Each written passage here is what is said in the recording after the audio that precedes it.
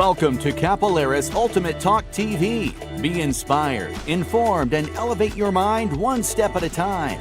Talking about life, real estate, business, and beyond. Your host, author, speaker, real estate broker, Carmela Zita Kapeleris. Welcome to Kapeleris Talk TV. My special guest today is the President-elect of the Ontario Real Estate Association, broker, owner, Ettore Cardarelli. Welcome. Thank you very much. So nice for you to be here. Thank you. The Ontario Real Estate Association represents 62,240 realtors and over 40 real estate boards. What is its main function and purpose? Thank you very much. Well, actually now it's almost 65,000 members, and it is 40 real estate boards because we've had a couple of mergers. Grown so much. The main function of the Ontario Real Estate Association, which we call OREA or OREA for short, is to assist those boards and all of the members on issues and matters which are unique or which are general across the province. So we do not carry out day-to-day activities of selling and buying like the Realtor does or the brokerage or the local board, but we deal with all the other issues that are common across the province. Right. What does organized real estate mean to the consumer? Well, organized real estate, I think, has a tremendous value to the consumer and allows us to provide standardization across the province so that if people do move from one sector to another, they have some similarity. Not quite like a franchise system, but certain similarities. So as an example, standardized forms, so that the offer form, which is used in Toronto, very much similar to what's used in Ottawa or in Thunder Bay. Similarly with clauses that go into the offers. And of course, just general matters relating to professionalism and the conduct of people in our business in general, so that we try to keep things familiar to the consumer. Okay, that's great. Ontario residential electricity is expected to rise 46% over the next 5 years, and 3.2 homeowners in Ontario need help controlling their energy costs. What is the home energy retrofit rebate? Well, we're not directly involved with hydro costs per se or whatever those are going to be. Our goal is to protect the dream of home ownership, and in that home ownership dream, we particularly want to focus on first-time buyers because they're the ones who need to be able to enter the marketplace, especially when prices are rising. And one of the ways to do that is to make sure that all of their buying power is protected. So the various programs that we participate in at a provincial level to protect that buying power would include things like elimination of land transfer tax in the rest of the province, modernizing the land transfer tax, making sure that rebates, whether they be for the land transfer tax or energy programs, that those savings return to the buyers so that they can maximize what they have to be able to put towards a home. Right. Making your home energy efficient also increases the resale value of the home, correct? It very well might. And makes it environmentally friendly. Correct. How can people apply for the rebate? So what's happened this year is as part of the general and national campaign to make things green and become more energy efficient, and we all have a responsibility to contribute to that. So what's happened this year is that the Ontario government has announced a new program where they will move various sectors of the housing industry towards a greener environment. Yes. OREA's role in that has been to say to the government, we want to work with you to develop a rebate program, some kind of a retrofit program which allows for rebates to go back to the consumer and to the buyer in particular, so that the buyer is able to either benefit from that in terms of purchasing the home, or secondly, to apply it to those things that are energy efficient, whether it be furnaces, windows, other factors in the home. So we actually want to see those credits returned and applied to the improvement of the home.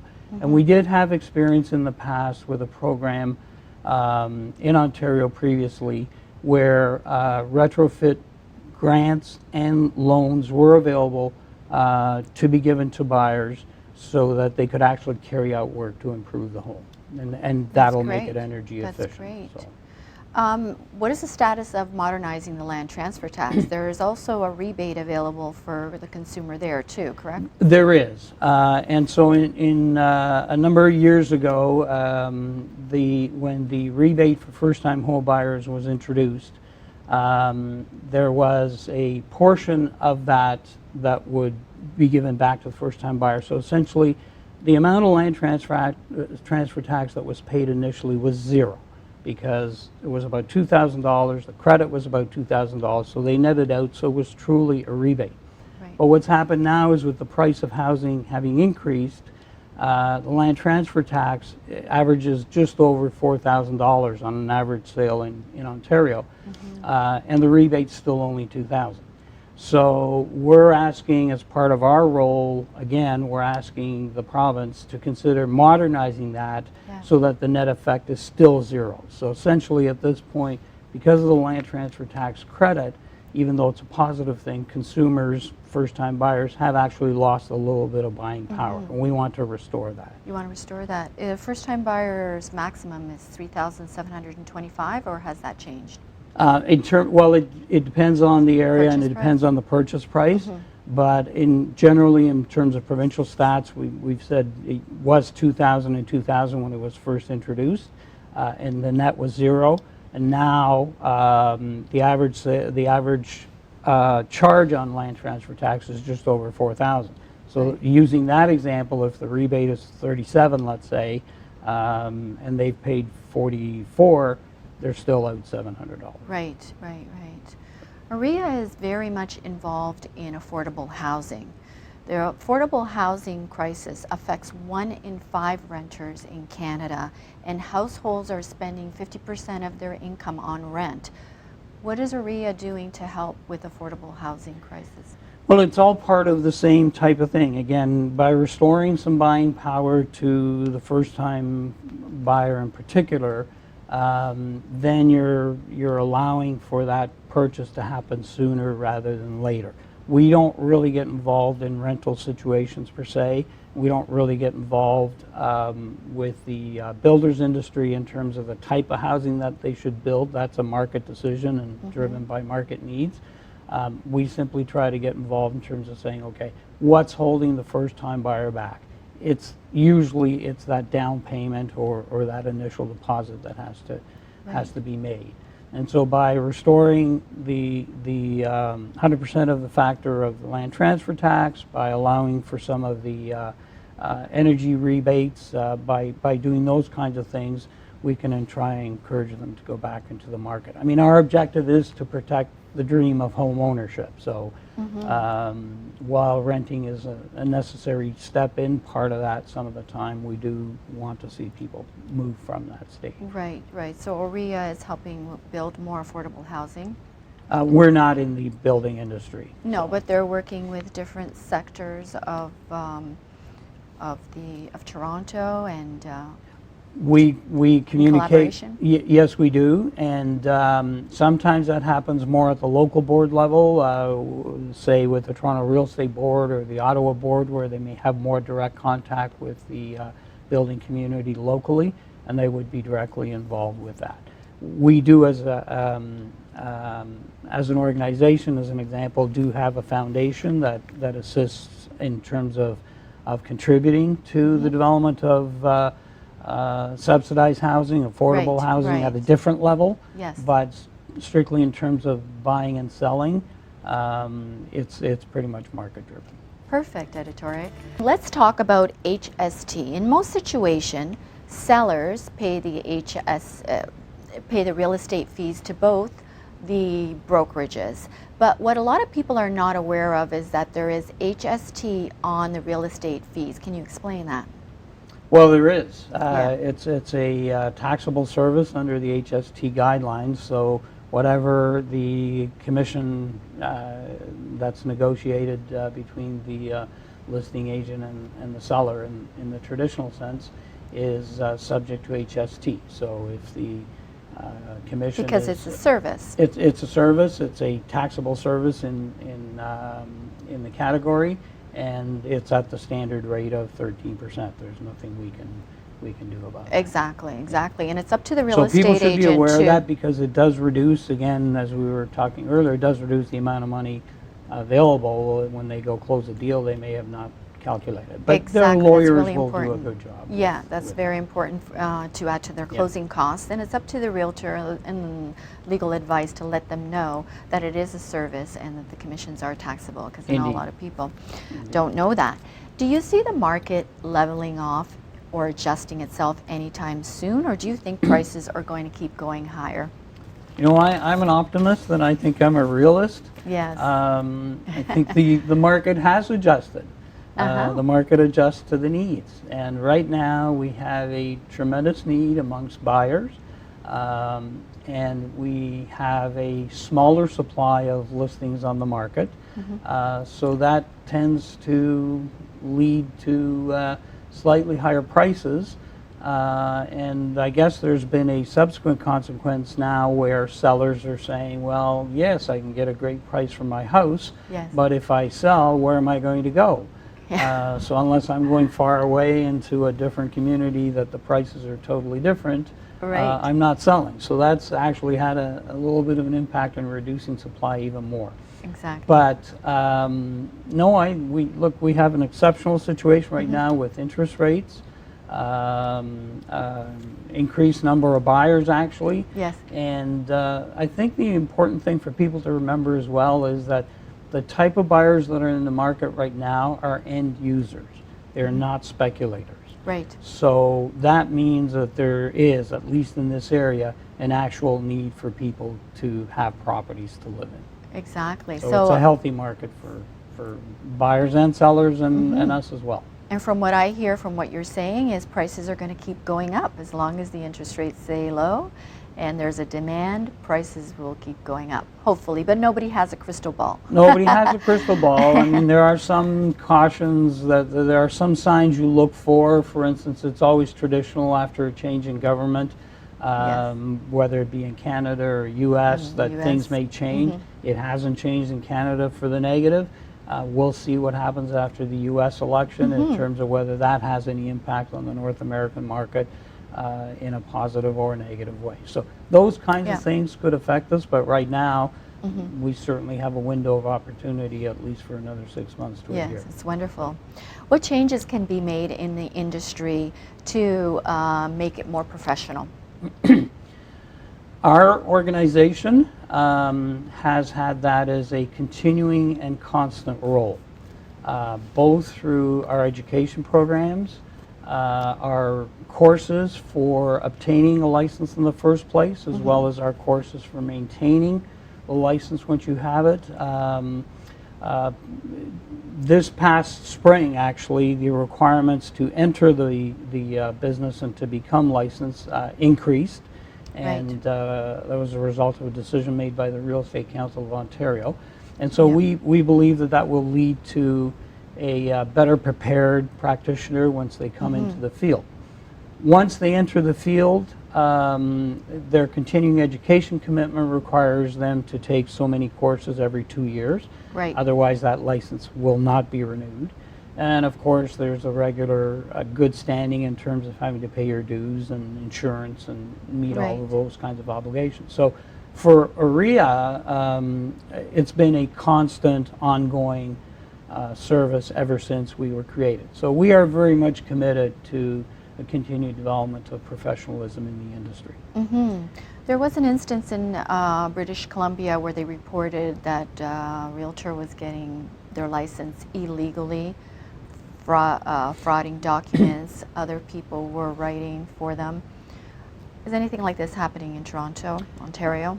You know, not that we're aware of, and if there are situations, they probably are dealt very efficiently administratively.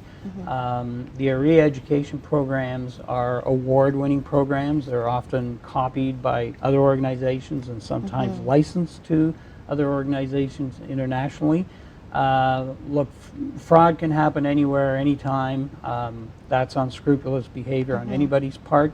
It shouldn't happen. And sometimes with today's technology, unfortunately, you can't always catch everything. But it's not something we see on a daily basis. Let me ask you this, Ettore. Should someone who has a supplement income or a part-time job be able to get their real estate license? Is it not a full-time career? You know, a licensed individual who is a good practitioner, whether they volunteer a lot, like me as an example, or whether they play soccer in their spare time, or whether they go to the gym, that often really has little to do with the quality of service that they will provide.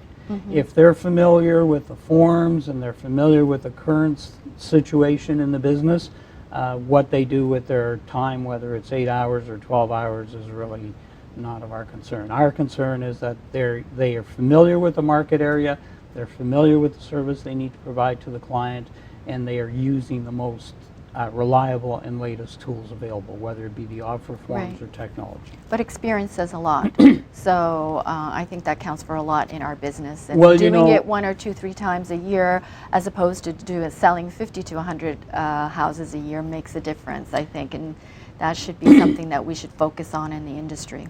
Yes, absolutely, and you know, you can apply that to other things as well, because one of the things that we have done within OREA is the development of a young practitioners program group we call the YPN, who are very highly technical people, very efficient and so on, but we do constantly remind them that experience counts for those of us who've been around a little bit longer. So you're absolutely right. Exactly. What are some of the regulations that realtors have to abide by?